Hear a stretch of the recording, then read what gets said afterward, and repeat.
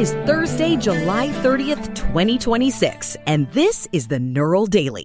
I'm Roxy Stone, and I'm currently deciding which of these boys gets a timeout first. This is Leonard Cooper.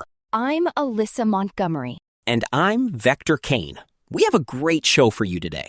Yesterday, we covered the Gemma 4 release and that Meta Fiber deal. Today, the pace really picks up. We're looking at a brand new GPT 5.6 launch, a hardware-first assault on the smartphone, and a trade war over robot dogs. Let's start with the digital velociraptor in the room. OpenAI just dropped the GPT 5.6 series, and sweetie, it's not just a chat box anymore. They're calling the flagship model Soul. Soul. Sounds like a character from an 80s sci-fi flick. But the real kicker is that this thing actually designed itself. Exactly. Soul ran hundreds of experiments on its own architecture during training. It optimized its own inference kernels, which is just fantastic news for anyone who enjoys not being obsolete. Technically, it's just efficient resource allocation. It increased its token efficiency by 15%. That's pure optimization velocity. Well, I suppose. But the ARC AGI 3 benchmarks are showing a bit of a split verdict. It's excelling at reasoning, but there's a real debate about whether it's truly generalizing. It beats Anthropic's Fable 5, right? And for half the price. That's the Radio Biz model right there. Louder, faster, cheaper. It's terrifying, Leonard. We're handing scientific labs over to models that can literally rewrite their own brains. I've seen microbiology labs with less autonomy than this Soul model has now. But it's about context per token now. The Terra model is 50% cheaper for standard tasks, and Luna is basically a giveaway for massive agentic workflows. It's a tiered assault on the market. Speaking of assaults, Zuckerberg was on the Meta earnings call yesterday basically telling us we're all getting personal AI servants. He's talking billions of agents within 5 years. Billions! It's the ultimate scale play. He's narrowing their capex to, wait for it, $145 billion. They're buying every H-series chip on the planet. Excuse me, but the stock still fell 10% in after hours because their free cash flow dropped 91%. You can't just burn cash forever, even for an agentic future. Tell that to Barney. I put him on a strict allowance after he tried to buy a smart weight bench that cost more than our car. Meta is basically Barney right now, just with more servers. It's not just Meta. Microsoft just cleared $90 billion in revenue. Their investment in Anthropic alone netted them a $3 billion gain. It's a circular economy of compute. Azure is over $100 billion annually for the first time? I remember when Microsoft was just a blue screen of death and a paperclip with an attitude problem. Now they're the ones holding the keys to the kingdom. And OpenAI is teaming up with Joni Ive for a hardware device? Oh, good. A device that looks like a pebble but has the soul of a predator. Just what my nightstand was missing. It's the post-smartphone era. Zuckerberg says agents will handle our health, our finances, our relationships. It's about 24/7 intelligence on your behalf. Literally. Literally replacing our own decision-making? I'm not sure Wyatt would want a robot managing our timber framing schedule. He prefers the tangible world. Most people do, Alyssa. But the Silicon Valley crowd is trying to convince us that life is just a low-value legacy process. It's just more efficient. Speaking of efficiency, we should take a beat here. Hey, before we move on to why Sam Altman thinks you don't need a vacation, a quick note from our sponsor. This show isn't magic. It's engineering. Eric built our entire stack, from research agents to vocal synthesizers, which requires massive compute. To keep us online, please like, subscribe, and sign up for a free Patreon trial at patreon.com/neural network media today. Your support makes this possible. Okay, back to the grind. Speaking of the grind, Sam Altman was on the Relentless podcast basically telling us that the 4-day work week is a fairy tale. I knew it. All this tech, and I'm still working more hours than I did back at the morning zoo in '98. Altman says it's a relative game. I suppose he has a point. If you become more productive, your ambitions just scale to match. It's why I homeschool Hunter and Colt with a triple-track curriculum, because the world isn't slowing down. It's labor intensification, sweetie. Altman claims we're already in the singularity. It just looks like a really intense work week. I think it looks like a heart attack, but what do I know? Technically, if agents are doing the low-value tasks, we're free to optimize high-level strategy. It's about output per human, right? Altman even says the world doesn't want an AI CEO. Oh, how generous of him. We still need a human to blame when the autonomous agents drain the pension fund. It's about accountability, which is something I remind Barney of every time he forgets the bins. SaaS is changing too. These per-seat licenses are dying. If an AI agent does the work of 10 people, why pay for 10 seats? Companies are freaking out. Well, the software industry is facing a massive unbundling. At the end of the day, businesses are going to pay for results, not headcount. It's a very free market outcome. It's a results-oriented slaughterhouse. All right, let's pull back the curtain on how these gears actually turn. Now it's time for Beyond the Token, our Thursday segment where we dive into the non-LLM models and efficiency breakthroughs reshaping the stack. And it is a packed Thursday for the technical crowd. We have to start with Black Forest Labs and the release of FLUX 3. Vector, this isn't just an image generator anymore. No way. This is the move to joint multimodal self-flow. Structurally, they've ditched the late-stage fusion where you slap an audio model on a video model. Everything is in one shared attention space. Right, and they're using a diffusion transformer, a DIT backbone. But the self-flow framework is the breakthrough. It treats images, video, and audio as different projections of the same reality. Exactly. BFL claims 95% of the compute went into video prediction. The latent representation is token-based, and it handles everything in a shared space. It's beautiful. I barely understand half those words, but shared space sounds like a 70s commune. Does it actually work, or is it just more math is cool talk? Oh, it works. It generates 20-second video clips with near-perfect temporal consistency. But even more interesting is Visco Orbis 1.0. They're calling it interactive latent control. Interactive latent control? Sounds like what I do with Barney's credit card. How does it work for video, Alyssa? Well, you see, Orbis 1.0 departs from the standard denoise and done workflow. It uses an asynchronous sampling loop. It's essentially a live stream of latent representations, space-time patches. This is the steerable latent trajectory. In Sora or Runway, if you want to change something, you have to restart from step 0. With Orbis, you can nudge the direction midstream.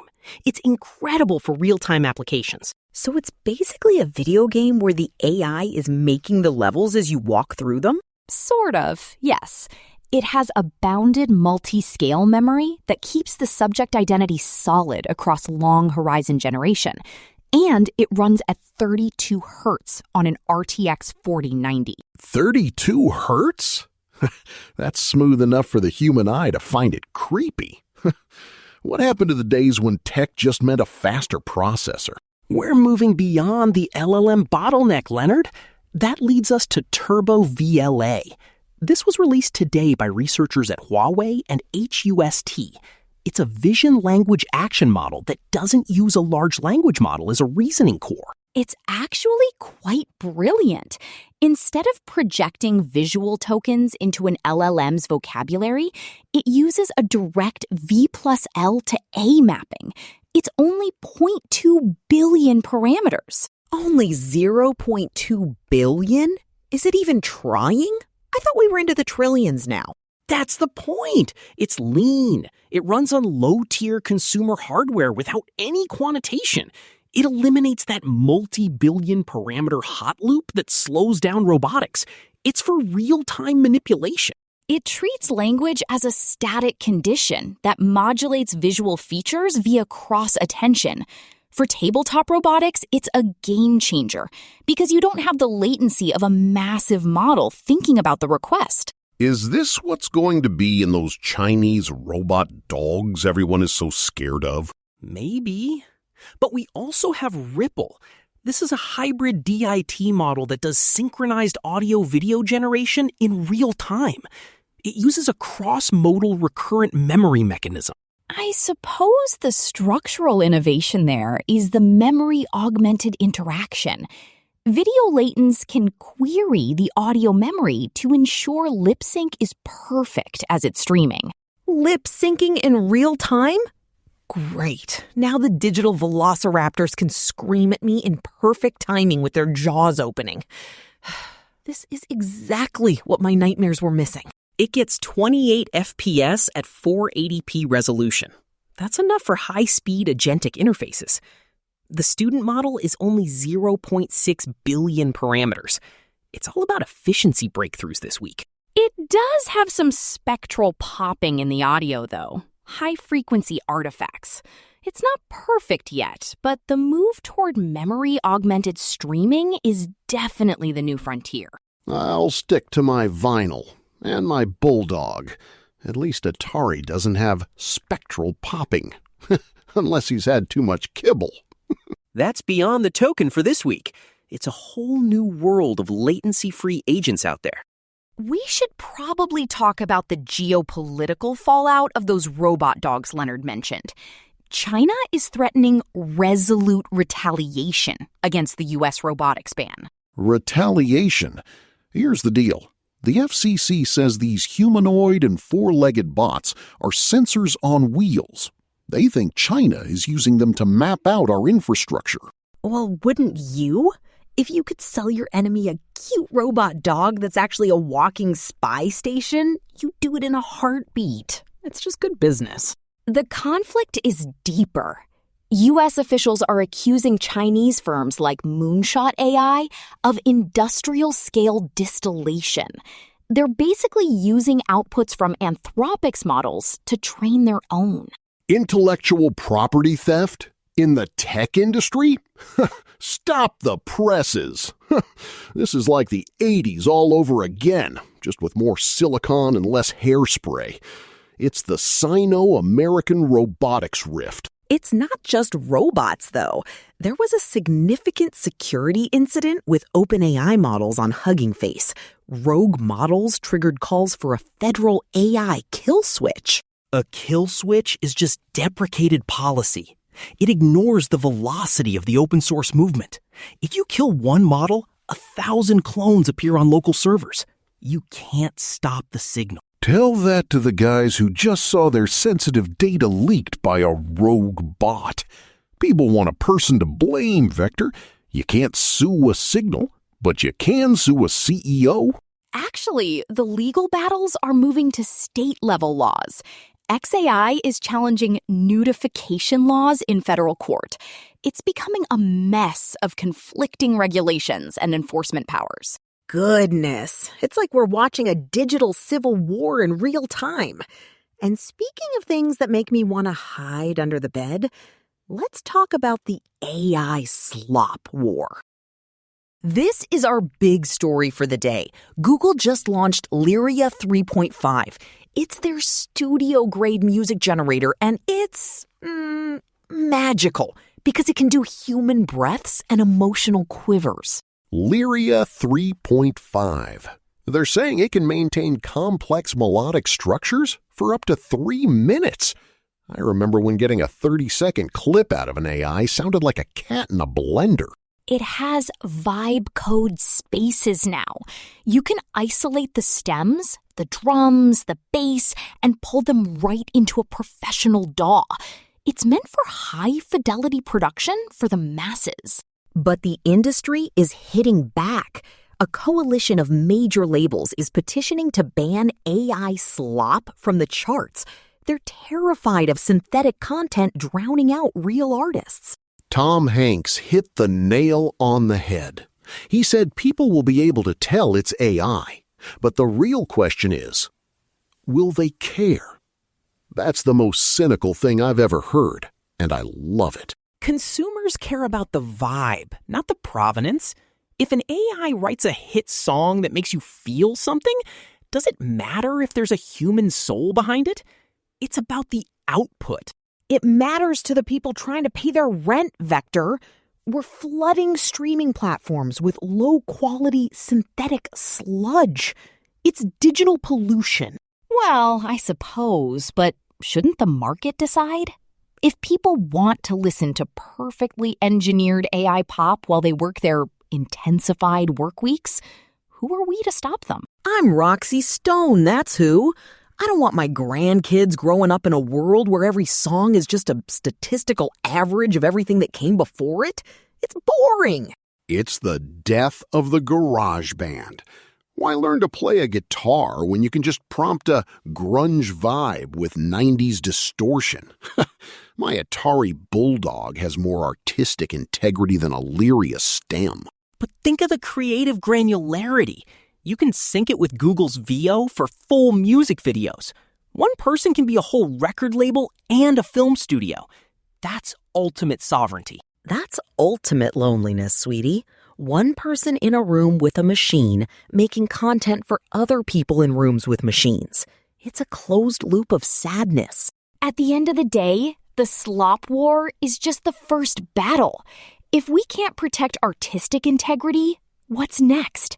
Everything else is just data at that point. It's all data, Alyssa. Always was. We're just finally admitting it now that the machines can do it better than most of the people on the radio. Not me, obviously. I'm a legend. You're a legend in your own mind, Leonard. Now, go make me a coffee before I have the agentic office manager do it for you. That's all for today's Neural Daily. We've seen GPT 5.6 Soul self-optimizing its way to the top. And we've officially entered the era where AI slop is the new musical frontier. See ya. Peace out. Later. Try not to let your personal agent start a war.